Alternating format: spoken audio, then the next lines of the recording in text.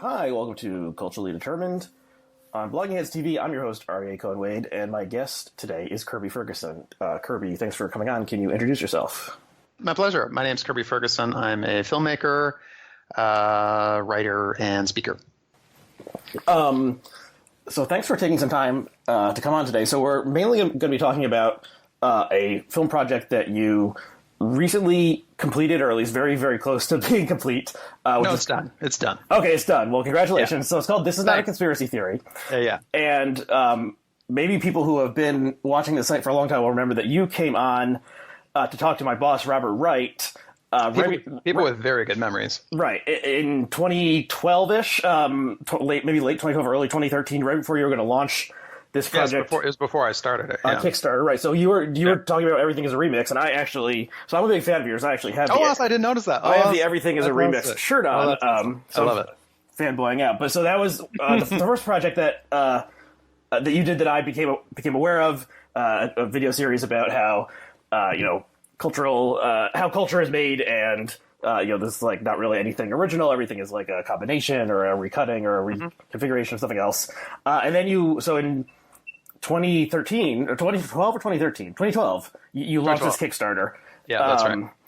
For This Is Not a Conspiracy Theory, and I was a backer. And you're welcome. So I was just looking at the page, which is still up, and it said you anticipated being finished in a year. Did I say 1 year? Well, you said like the final rewards would be like, in 2013, so maybe like 18 months or so.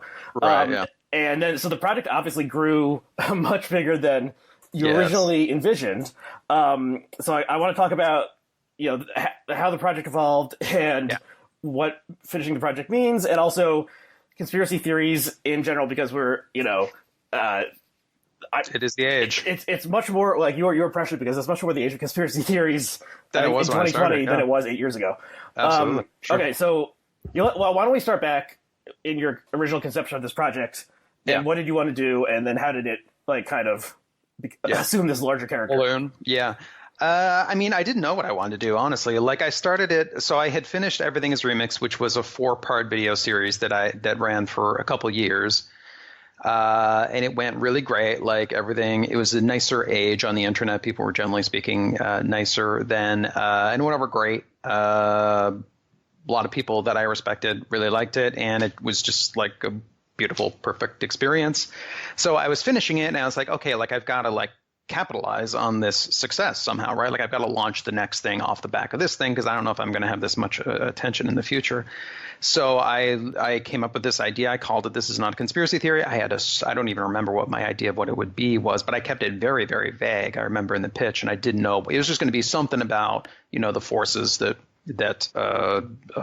control our lives. It's kind of a theory of why things happen. Super vague, didn't know what it was, and thought it would be like Everything is Remix, thought it would be fairly short like that, thought it would be similar to Research, and then it just ended up being massively harder to research. It's just way bigger intellectual challenge than Everything is Remix was. I also made it just longer and just made it harder on myself. Like, I started to make the music myself in it. Everything is Remix was totally kind of gray market remixing of other people's music and other people's visuals and stuff like this. This one I wanted it to be copyright clear, so I made a bunch of the music. I had a bunch of collaborators. I made a ton of original visuals for it, and it still has some incorporation of pop culture stuff into it, but it's done legally through the doctrine of fair use. And it just got longer than I expected it to be, and then there was just various misfortunes, family illnesses, and stuff like that thrown in there as well. And then most of the time I wasn't working on it as well. So it became much, much longer. And then most of the time I'm working to make money, so it was always kind of a part-time thing, or for the most part, it was kind of a part-time thing. And then 8 years passed to finish it. But, and the truth is, I could have gotten it done if I hadn't had such bad luck. I had some bad luck along the way with my family. It probably would have been done a couple of years ago, but it still would have been massively longer than I expected it would be. But I never prioritized being as quick as possible. Like my objective with it was like, I want to make it the best thing I can. I want it to endure for as long as possible. Like I'm not making it for now. I want somebody able to look at it in 5 years or 10 years or whatever, and it should still make sense. Like the references might become dated and stuff like that, but the overall point should still stand. So I want to make something that could endure for a long time, and the way to do that was to take my time on it and try to get it as right as I could. So that's what I prioritized, and that's what I communicated to the audience. I'm going to be slow, and I'm going to get this as right as I can get it, and that's what I tried to do. And I don't regret it at all. I'm super happy with the result. Like if I somehow had stomped on the gas to get it done in a few years or whatever, it just would have been a totally different thing.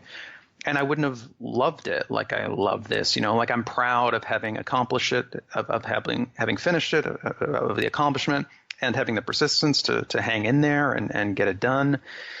So I'm happy with the end result, even though I have lingering guilt certainly about being that slow, because some people were disappointed, and some people were frustrated, and some people get pissed off and insult you, and other people are just become indifferent. Like you just lose them. You just lose people in your audience and stuff, So there was definitely a price to pay. But I've largely moved on. My opinion generally has been like, I'll refund you. Like if you're unhappy, I'll give you your money back, but I'm not going to feel bad about it anymore. I've done that enough at this point. Yeah, this is, I guess, is a somewhat of a side note. Have you heard of this podcast? It's called Your Kickstarter Sucks. No, I have not. Okay, it's two comedy type people. They find weird, stupid Kickstarters, and they kind of make fun of them and are trying to like, well, what did they think this was going to be like? Why is it so strange? And so it's somewhat mean spirited, but it's a very funny podcast, and they're often talking about people who they pay for something. It's usually some sort of like consumer electronics or like household good kind of thing. And then like there's problems with production, and they start getting really angry and demanding like saying they have this right as a citizen or something. There's some sort of boilerplate that is circulated on the internet. It's like I hereby invoke my rights as a consumer or something. and so Kickstarter is just this very chancy thing. Especially when you're manufacturing like a physical object, that it's possible that this will not happen at all, or that it will be, or they'll just be useless. Or it'll just be useless when you get it. Like I've certainly known people who've gotten. Often it's a device. Like you get it, you try it, and like, oh, this doesn't work. It just goes in the trash, and that's the end of that. Right. So I'm happy that ultimately at the end of it, for the people who hung in there, I made the best piece of media I could make, and it definitely works. You can watch the video. Yes. It plays you can watch the whole thing. It's got audio, it's got video, it works. Right. So you mentioned the length, it's like an hour 40. So it's the length of a, standard feature film. That's right. Yeah. So, and was your original conception going to be more like half an hour or something, or like? Probably 40 minutes. That's what Everything is Remix was. Yeah. So I thought it would be, less than half of what it turned out to be. Okay, so you released it in installments over the years, and I guess it was roughly one installment per year, although I think there were a couple that came rapidly, and then there was more of a slowdown as time went on. I'm recalling getting the updates from you. Yeah, I had more time at first, and it was a little quicker at first, and then it got slower. It also got harder. Like as I went deeper with it, the research just got more difficult, and just as you build something like. The problem solving gets harder. Like it's kind of easier to start. The problem solving is easier at the beginning because you don't have various threads that you have to weave in and all that. So it's kind of easier to get going at the beginning. When you're starting, you can move more quickly than ending. Like for instance, the very, very end, the last part, like that just took a ton of problem solving and a lot of work just to figure out, okay, like how do I wrap this up, and like how do I pay off some of these things that I've set up, and so the very, very end of it was the hardest one of all. Mm-hmm. They just generally speaking got more difficult as they. With each one. And I was actually rewatching it before this conversation, and there's definitely kind of a stylistic change. Also, in the early sections, you're using a lot of clips from old movies and stuff to illustrate historical events, and then you kind of like move away from that style. So I want to ask about the style a little bit. It's not what I would. The style is not like a standard documentary style. I would think there's no people being interviewed. There's no talking heads. Yeah, it's a conspiracy doc style. Okay, so and there's one narrator, and it's Yeah. you. It's your voice. Yeah. And you're It's reading a lot of me talking. right. So you're reading. You're reading quotes. Like I said, you have some archival footage of like the JFK assassination and that kind of stuff, and also like a clip from like 1776 when you're talking about the revolution. But you talk about why you settled. Is this just your style? Did you pick this style for this project in particular, and how did that evolve? It was my style. I mean, it was the thing that I did in Everything is a Remix, where it was just I didn't even consider it a filmmaking choice. It was just, I'm going to make this. I didn't even think about it, right? It was just, I'm going to make this. I've got the story to tell. It happens to be about media. I've got to get narrative points across as well, so it'll be my voice. And it seemed more interesting than having my head in the video, which I had done before that. I had done vloggy type stuff where I'm talking to the camera and stuff like that. And it just seemed cheap. That seemed cheaper to me. It seemed more visually stimulating to have visuals that are going along with the narration. But for this, that's the format of conspiracy theory documentaries, right? So I wanted to take that format and do it, as treat it seriously and render it as beautifully as I could. But that's the format of conspiracy docs. It's a bunch of media. Mine's not all other people's media. I create a lot of the media. There's an ominous score to it, and it's a dude flapping his gums for an hour and a half, and that's what I do. It's me flapping my gums for an hour and a half, but the research is at another level, and I think the storytelling's at another level. The production is at another level, so it's hopefully, I think, a beautiful version of a kind of trashy format.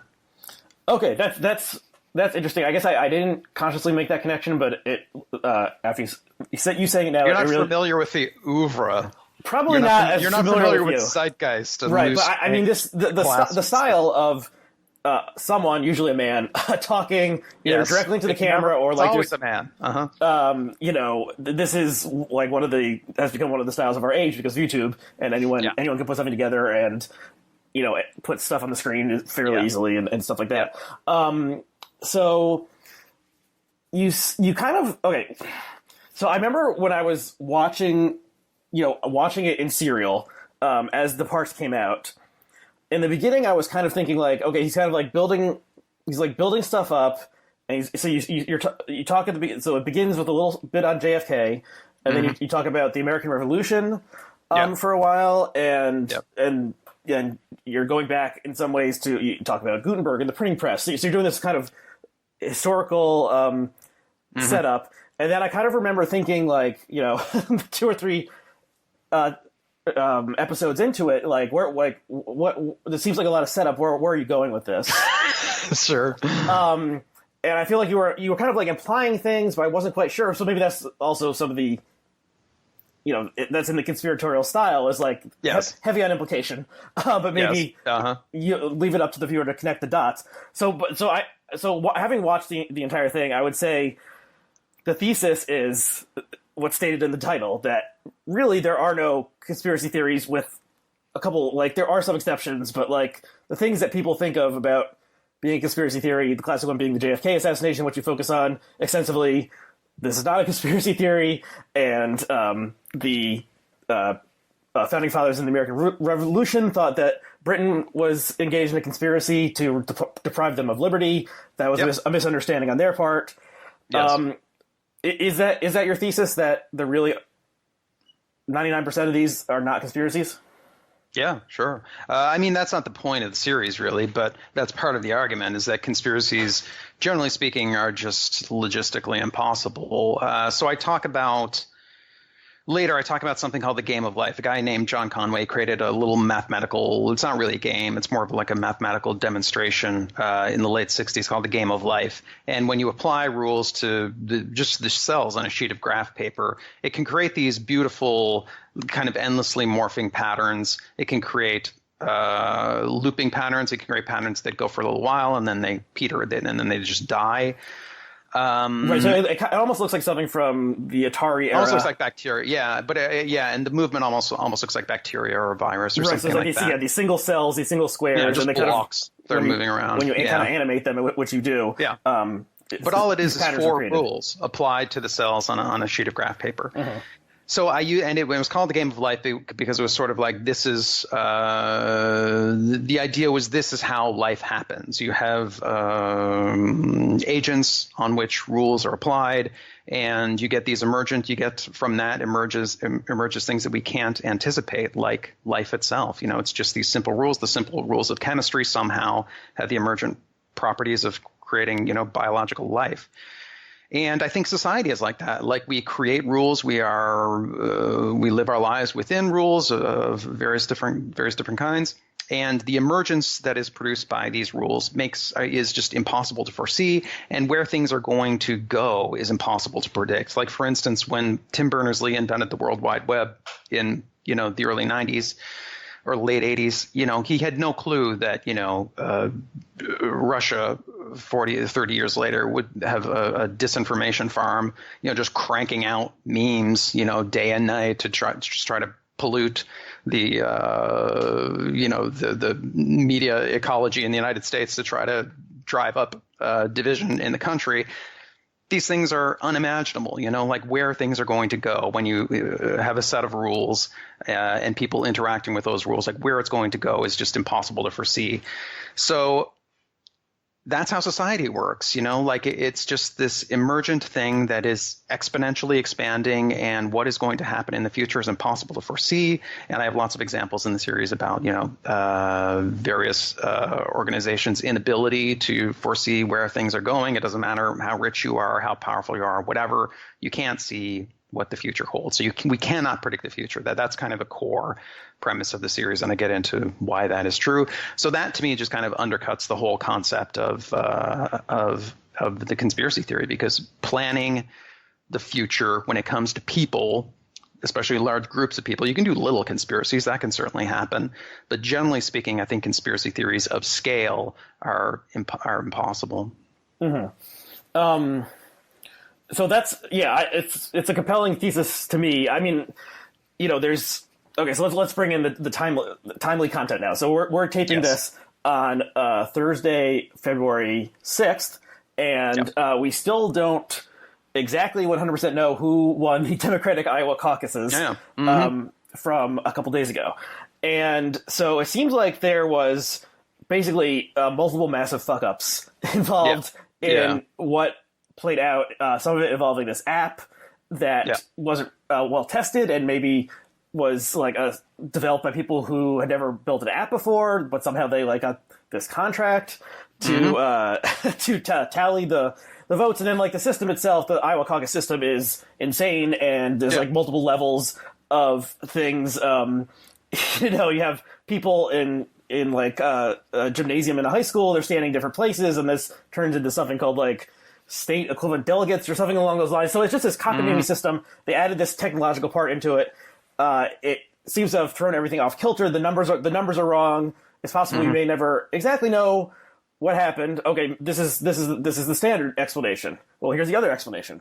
Well, Bernie Sanders is a major threat to the interests of the corporate Democratic Party and many other powerful forces in American life. The media, big business, banking, and so forth.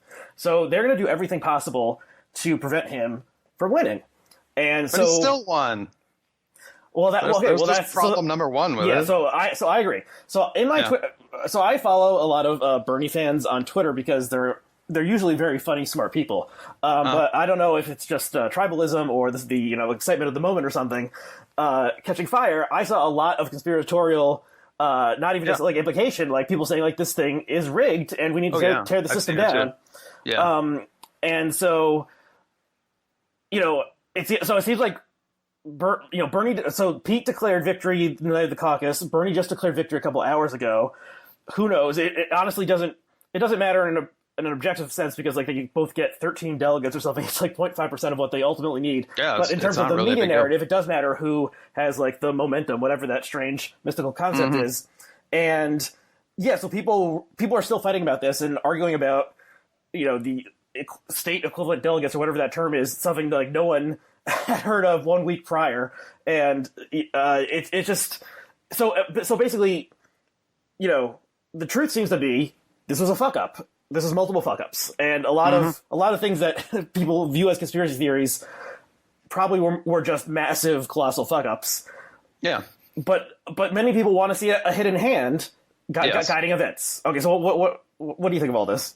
Well, I mean, it's a comforting idea, right? Like the idea that there's somebody out there who is in control. That's a comforting, that's an emotionally appealing idea, right? Because then you just have to fight that person and defeat them or that group of people, and then you can wrest control from them, and then everything's going to be super, right? Because instead of them having the levers that are controlling the machine, you've got the levers that are controlling the machine, and utopia is straight ahead. Here we go, we're off. So it's an emotionally appealing idea. I get why people like it. It's much more scary. I think it's much more existentially unnerving to think that nobody is in control. That's a frightening idea. Like, I think it was who was it? Maybe Zizek. Is that how you say his name? That philosopher. Mm-hmm. Yeah. So, what's his first name? Slavoj or something along those lines. So, yeah, Zizek. He said something along the lines of like true horror is an empty ship at sea adrift. It was something along those lines, but that's the terrifying void that I think people are trying to avoid, is just like we're just adrift headed to who knows where. And we'll find out when we get there. That's a scary idea. Whereas somebody being in control, and we've got to fight them and defeat them, and they're bad and we're good. Like that's a good story that everybody can enjoy. Yeah, and I think social media, the online world, Twitter in particular, reinforce a sort of my side is good, their side is bad. View of things. I mean, this is, I think, a natural, like, tribalism is very natural. Going back through evolutionary psychology or whatever, like, we came up in tribes. But just, we're the good ones, and what we have to do makes sense because we are doing the good thing, and they're the bad ones, and anything they do has this nefarious intent. Yes. So that's natural. Social media like hypercharges it because people are fighting all the time and ganging up on each other, and you feel good when there's like 50 people retweet your thing, attacking the other side. Yeah, it's a very dramatic form too. Like everything the conflict just gets cranked up to 11 in social media, right? Like everything is super dramatic, and that lends itself to conspiracy theory as well, which is a super ultra dramatic format. Yeah, and it also it kind of helps for people who feel like they're involved in it or they're like uncovering it. It's almost like a hero's narrative for themselves of giving them a purpose of opposing, opposing the malevolent force instead of just being caught up in the maelstrom. Yes, yeah, and being powerless. Yeah, being irrelevant. Being irrelevant and powerless. Suddenly you're relevant and powerful, and you're trying to capture the future from the bad guys. Right. Yeah. So I get the appeal of it. So, okay. Well, speaking of the bad guys, although yes, okay, so we have a conspiracist-in-chief now. The president is a conspiracy theorist. He kind of rose to political prominence, though he obviously already had other prominence by promoting a conspiracy theory about Barack Obama's birthplace, and he continues to so now he's at the center of the power structure in America and the world, and he posits the deep state as his enemy, which this term was originally from a political science term or something from Turkey, that there were because the military has overthrown a democratic government in Turkey multiple times, but there's a lot of there's connections between the military and the business sector, and so this was kind of considered the deep state, and the term got ported over in America. I think it. Yeah, I mean, some people both probably sides have used it. People use it to just mean. Could just be the establishment. It could just be the people who never lose their jobs in Washington. The civil servants or that kind of thing, or the nefarious people in the dark rooms who are guiding, who are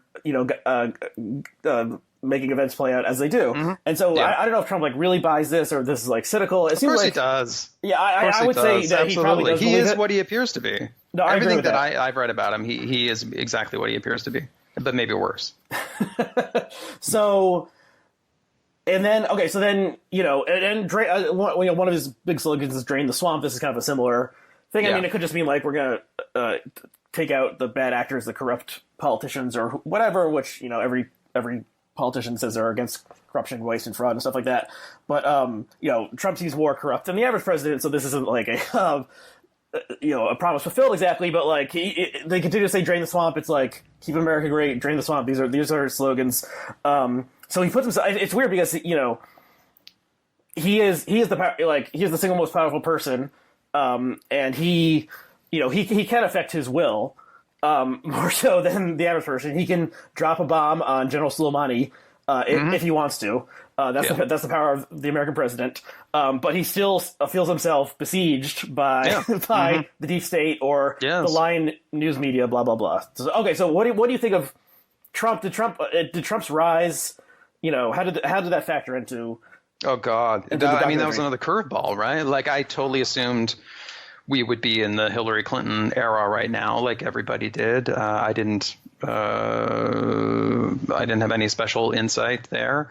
So it was, but I did realize that even before he got elected, I realized that the thing that he was, that movement, wasn't going to go away, right? Like it didn't matter if he lost. So I thought like this is still going to be the culture that we're living in, even if he loses. So I knew once he was the nominee, I knew, okay, I've got to integrate this guy.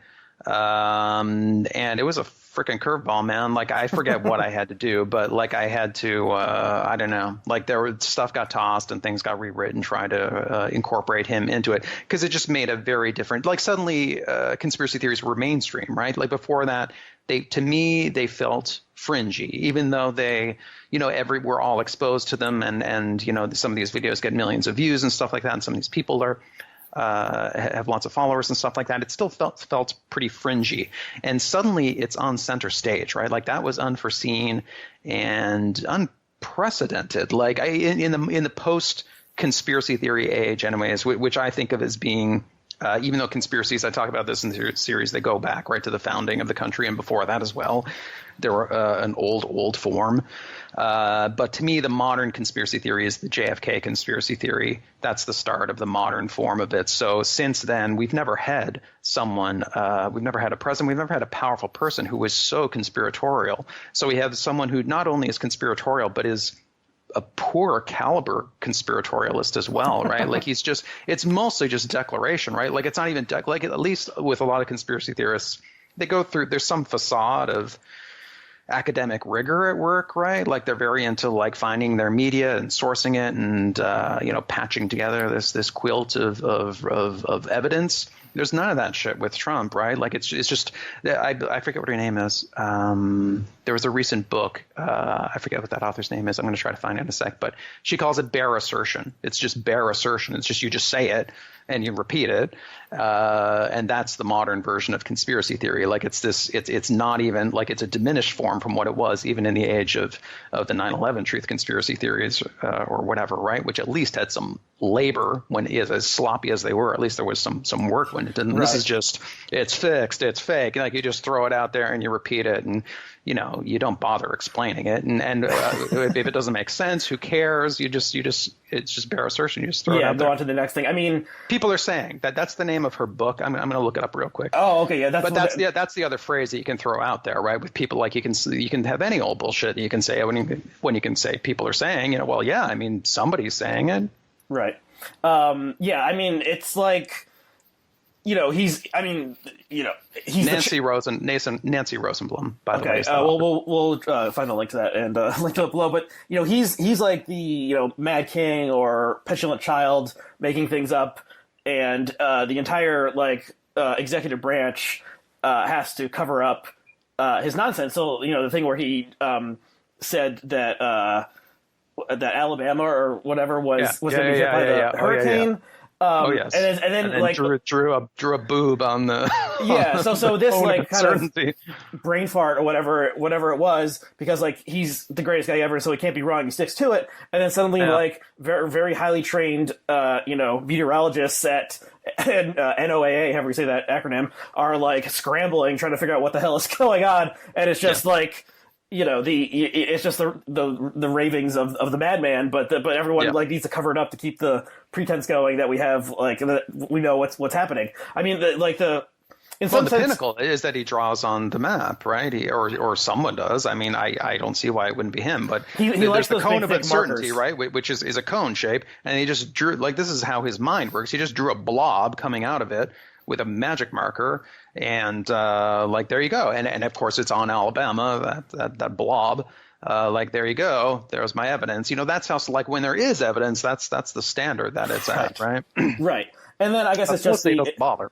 It's the the tribalism of the like us against them, the like the normal people or even the people in the bureaucracy or whatever who support him feel like they need to come up with some explanation because he's their leader and they're on his team and he has to be right about everything. So that's all this flows from that, and it's strange. Okay, but there's also this conspiracy theory that's developed in the past couple of years in which Donald Trump is the center and the hero, which is the QAnon conspiracy theory. Yes, which is I don't. It seems to have tamped down a little bit or somewhat. You don't hear about it as much anymore. I think it's become a lot more baroque than it even was to begin with. I think the person who was posting as Q has gone silent. I don't think he's posting anymore. Yeah, for a long length of time, and so the people with some unstable like mental capacity who are into this are kind of just like going off on their own at this point. But anyway, I mean, this seems like it's almost like the JFK conspiracies had this central focus: who killed him? Like, we know he actually died. Like, something really did happen. Yes, whereas it was weird. It was a weird event. Yeah. Right. It is a curious, contradictory event. Whereas this is like so postmodern. It's like it's like roiling. It's always going. Everything that's actually happening is interpreted. It's like a mass sort of like schizophrenic delusion or something. It's like everything that's very that's happening is like part of this plan. Okay, so it seems like a new version of conspiracy theories. Yeah, I mean, to me, I didn't get into it a lot because it's just it came along too late.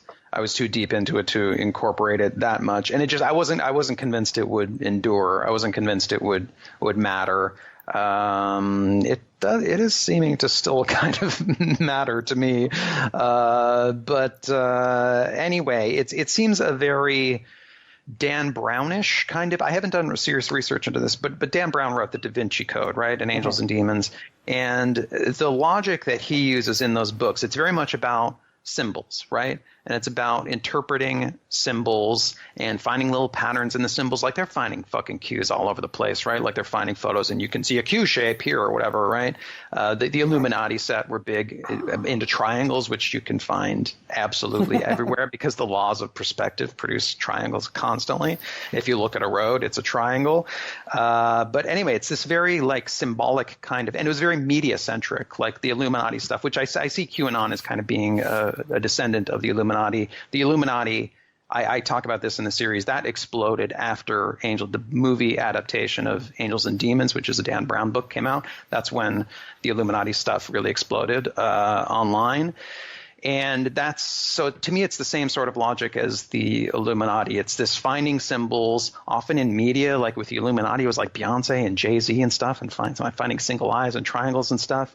And it's finding cues and doing numerology stuff and finding patterns in letters and doing little cipher codes and stuff like that. So it's very much about finding. They're thinking that the story is embedded like a code, like the Da Vinci Code, out there in reality. And if you can decode media, you can figure out what's going on. But you can go anywhere with that kind of reasoning, right? Like, once you employ numerology and cipher codes in bits of text and stuff like that, like you can go anywhere you want to go. I talk about this is not a conspiracy theory, about how oh gosh, shit, am I going to forget his name? Oh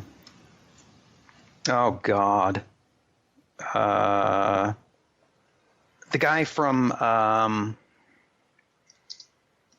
just one sec. That's all right. How can I forget this name? Jim Garrison. There it is.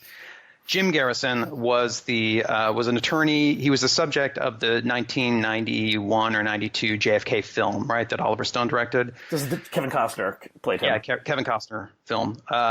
So Jim Garrison had this. He went off the deep end. He's a loony figure, right? Like, this film is extremely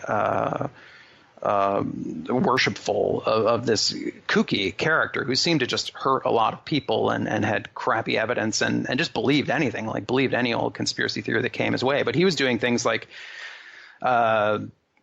decoding, I forget what the digits were, but like decoding the digits and subtracting just arbitrary numbers from thing. I think it was 13, just like decode something, subtract 13, and then you find out that it's Oswald's phone number or whatever, something like that, like just stuff like that. So like once you go off the rails like that and you're employing tricks like that, like you can go anywhere you want. Anything that you want to be true can be true. And that's what happens with QAnon, right? Like the stuff that they say is just beyond parody, you know, like, and the way you get there is with this kind of reasoning that's symbolic and about finding patterns in media. Yeah. And I guess the stuff that at this point, since nothing has happened with it in a long time, there was this very strange event where a guy who was in his 20s, who was a QAnon believer and seemed to be a schizophrenic, murdered one of the like Gambino crime family bosses on Staten Island. Super strange. Yeah, super strange story. Not because somehow he thought like he misunderstood who this guy was or something, or he wanted to do a citizen's arrest. Just totally bizarre. That it's like it's So these attract people who are mentally unwell or unstable in some way, and stuff that's that circulates now in the regular part of the social media is maybe the stranger stuff. But the stuff I saw something just last week, which is like. Someone was making the case that that Frank Sinatra is actually Pope Francis. I see.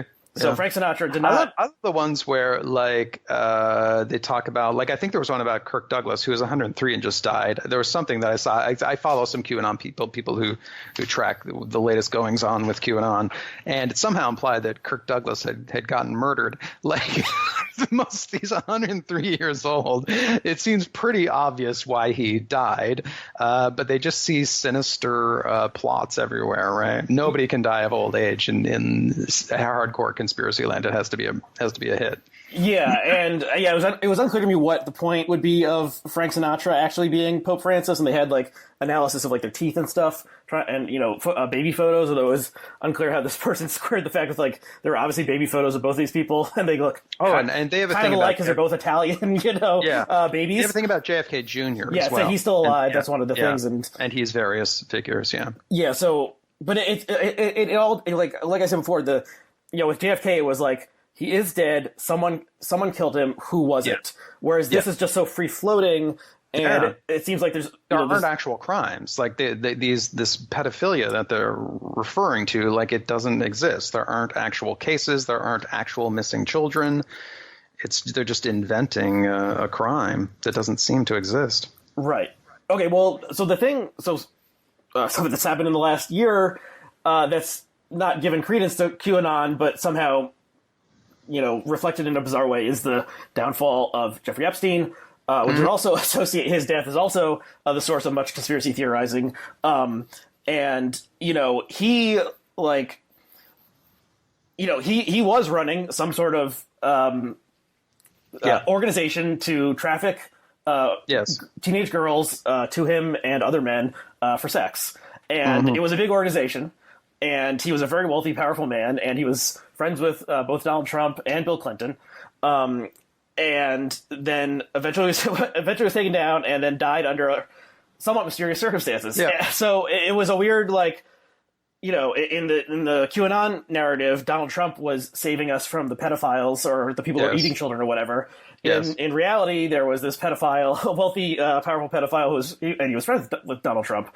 But what do you make of that? The Epstein case, especially Epstein's death. I actually had a conversation with Daniel Bessner, who's a history professor, I think at UWashington, right after Epstein's death, and he said that this would be the JFK assassination of our era. 6 months later, people aren't really thinking about it all that much, but it does stand out as it's not that important. It does stand out as a very weird event. I would say. Number one, that's a prediction, and my series warns you to don't take predictions seriously. Number two, that's not an impactful moment. Like JFK getting assassinated was a massive psychic shock to the country, right? Like that was like 9/11 is like JFK. If you want to say something is like Yeah, like 9/11 is the JFK assassination of the modern era. Like Jeffrey Epstein hanging himself in prison. I don't think like nobody remembers where they were when they found that out, right? Like, I don't know. But For some people, there might be like you see people. I'm sure some people, but you it's still not, like you see not a there's common this, experience. There's this meme like Epstein didn't kill himself, and there's still people. Sure. I think just in the past week or so, I heard someone enduring. Yeah. Someone at a Biden meet and greet or something like said when they were handed the mic said Epstein didn't kill himself. So these people are branching off and they're establishing. But it's not something that were like people were stopping on the streets and looking at TV sets and store windows and stuff like that. Like that's what 9/11. That's like the world stopped and we all watched what was happening. Right? It's not that sort of event. But I don't know that much about it, honestly. I didn't research it. It's not in the series. I don't know that much about it, except that it is weird. At least it's a weird, coincidental, curious event, like and it is like the JFK assassination in that sense, where it's like, wow, can this really have happened in this way? But having not looked into it, I assume that he did actually kill himself. That seems like the most logical. That's like rather than some plot that is somehow being expertly covered up, that an accused pedophile whose life has been absolutely demolished, that he killed himself. That sounds pretty logical to me. So, but I don't know. I haven't looked into it seriously. Yeah, it's not as transparently screwball as a lot of stuff that gets said out there. That's for sure. Right. I mean, there do seem to be, again, massive fuck up or sinister conspiracy. Like there's like surveillance tapes were taped over or missing or something, and then someone fell asleep. The guard fell asleep. Yeah. So sometimes everything does go wrong. Yes. So like with JFK, like that the car slowed down after the first shot. That the Secret Servicemen had gotten loaded the night before, and they were all they barely slept. They were totally exhausted and out of it. They handled it really, really poorly. That they happened to choose that route was another thing that, like, I think there was some sort of last minute decision. And there was a last minute decision to not. There was a bulletproof, whatever you call it, cover that car would have. But no, JFK didn't want that. He wanted to be like out in the breeze waving at people, So there's all these curious things that add up. But sometimes that's the way life goes. Sometimes curious things add up, and a guy happens to be in the right place at the right time, like Oswald was. Mm-hmm. So I guess one other conspiracy that has come not as prominent, but somewhat more to the fore than it was maybe when you started this, is the flat Earth conspiracy. And I think you do at least mention it in the documentary. People, there was a profile or a story in the New Yorker about a year ago about the Flat Earth Convention and talking about these people, and it is interesting, and it's also like, so I don't know. Again, with 9/11, with JFK, with the Iowa caucus, there's these uncertain facts or things that could this possibly have happened? Whereas with the flat Earth, it's like you really need to take a leap. We settled this centuries ago. Yeah, you need to take a leap into science. Total rejection of everything society says and all logic and reason to do it. But it's gaining popularity, and it's also, it has these connections to other who is preventing us from knowing the truth about the flat Earth? Well, it's the Jewish media or something like that. It has connections to other conspiracy theories. Oh yeah, they often interlock like that. Yeah. Yeah, I mean, it's a funny thing because it's like that's what we thought for eternity, basically, until the modern era. Like, why wouldn't you think the Earth is flat? It appears to be flat. So I get where it comes from, but we figured it out, and now we have satellites and airplanes, and the whole world thinks that the world is round as well. In a lot of these flat Earth videos, they seem to argue that it's like this Western thing, like the Masons did it, right? But what does China know about the Masons? What does Russia know about the Masons? What does North Korea know about the Masons? They all think the Earth is round. It just works. It works because it's true. And how do you engineer a plot like somebody's just churning out CGI like day after day, showing us that the Earth is round. Anyway, like why you would do it just is a real stretch. Yes. But I try to have sympathy for how people can think these things. Like it is a counterintuitive that the world is round. Obviously, is counterintuitive because we thought it was flat for a long time, right? So obviously there is a naturally counterintuitive element to it. And people were so mediated and so distanced from actual reality now that I think people, they get confused. It's hard to, and the world is so massively complicated now. It's really hard to make sense of what is going on. Generally speak, like politically, imagine explaining to someone from the past what is going on in 2020 politically, like it's just mind-boggling that the president is who he is and he's saying the things he's saying. Like, it is super, super confusing, the world right now. So I try to have sympathy for people who think these things because they're doing the best they can. They're trying to make sense of a very complicated world. They're busy. They have children and jobs and ailing parents and all sorts of things that you got to take care of. They're not media nerds like me who are, just super dedicated to figuring out as much as they possibly can all day long. Uh-huh. So I get why people are confused, and I make fun of conspiracy theories in the series, but I don't think I make fun of conspiracy theorists. Uh-huh. And I think people should refrain definitely from making fun of conspiracy theorists because for a lot of people it's a phase, like it's a thing. It's kind of kooky stuff, and we all believe kooky stuff. Like I think kooky stuff about like nutrition or exercise or whatever. I like realms that I'm not that serious about, and you figure out something that seems to make sense and you go with it. I'm not attached to these ideas, but we all think kooky things. So I think we should not be too judgmental about people having kooky beliefs and trying to communicate with them in a non-judgmental way, try to help them on their journey and try to figure out the world as best they can. And the way that you can help them is by providing information that makes more sense than the idea that they had in their head before. Yeah, well, maybe this will be the last question then, just branching off from that. If someone like a relative or a loved one or a friend in your life is falling into one of these conspiracy theories like QAnon or Flat Earth or who knows what. Yeah. What do you?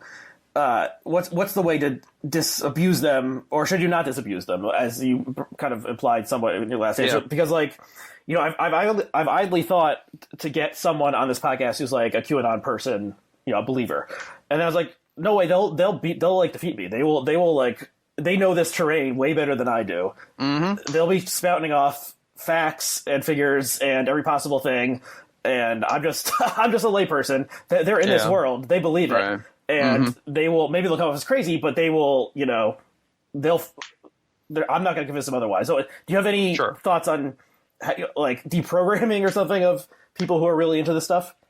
Not really. I have no special insight, and I don't think there's anybody out there who's cracked the code. Obviously not, because we're neck deep in conspiracy theories in the world right now. So I don't think there's any. I only have my opinions. I don't have any special insight into it. But I tend to think, generally speaking, that people react too strongly. I think when you push people too hard, they dig in. So I recommend against pushing people really hard and getting really aggressive with that, and just showing some patience with the kooky things that they're believing, and just try to chime in with things that make better sense than the things that they're ingesting.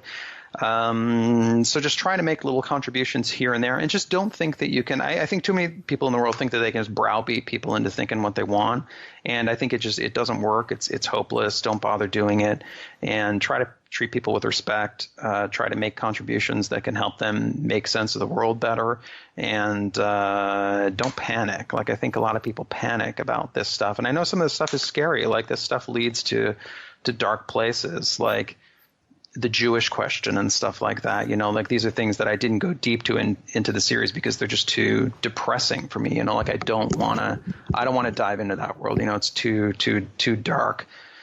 was too dark for me then. Maybe I could do it now, but it was too dark then. I don't want to hear about Holocaust denial. It's just too sad for everybody. The actual event is too sad. The people who somehow think that this stuff makes sense, it just is too profoundly sad to me. So it can lead dark places. I don't like when people, I do get the other side of it, that these ideas can lead to extremely dark places, and they can justify horrible acts as well, because these stories are so dramatic. Like QAnon is about whatever, it's about enslaving or devouring or sexually abusing children or whatever, right? So what can you do in response to that? You can basically do anything, right? These people are just hideously evil. You can do anything you want.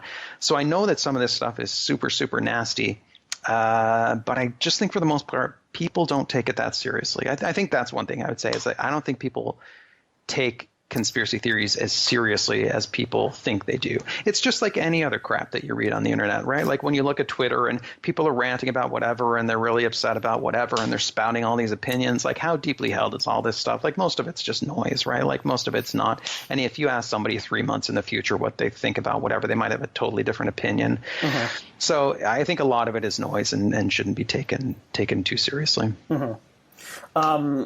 So what are you? So I know this project was not the only thing you were working on for the past 8 years. Yeah. You did all this other stuff. I was mostly working for money, right? Yeah. To support yourself. Is there a similar type project that you envision in the future, or are you going to take a break? Fuck no. Yeah, no. I'm once bitten. I'm not launching a new project without knowing exactly what it is. The objective now is there's a couple things I have to do with finishing the series. Like there's behind the scenes content that I make with the series as well. There's a couple more videos I want to make about just explaining some of the reasoning in the series, and one about like just stuff that I've learned over the years, like sharing with my audience what I learned from making the series itself and what I learned in life during that time, and just try to share as much as I can to help people out. And then there's just I got to make DVDs and ship them and finish this Kickstarter. I don't know if you ordered a DVD or a Blu-ray, but I got to ship those things out. So there's lots of chores like that, subtitling, all that crap. And then I want to license it. I want to license it to, Netflix or somebody like that. So I've got to make trailers and get out there and try to sell this sucker as well. So, and then there's extra videos that I want to make, just free content that will lead people to the project as well. So there's also, I'm just living in This Is Not a Conspiracy land for probably the next year or two. Oh, okay. So it does. Okay. So the film is finished. There might be an Everything is Remixed. There might be an Everything is a Remix video in there someplace. Okay. Well, I hope so, because I love those videos. And so okay, Everything is a Remix are available free on YouTube. Is that right? Yes, correct. Yeah. And then This Is Not a Conspiracy Theory. How can people find that? And what would they have to pay to watch the entire thing? They would have to pay $15 normally, $14.99.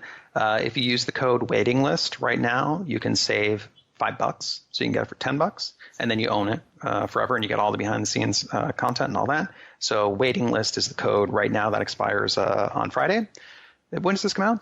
I don't think this is coming out in the next 24 hours, unfortunately. Okay, maybe I'll leave it up a bit longer. Try it out, waiting list, and you can save $5 on it.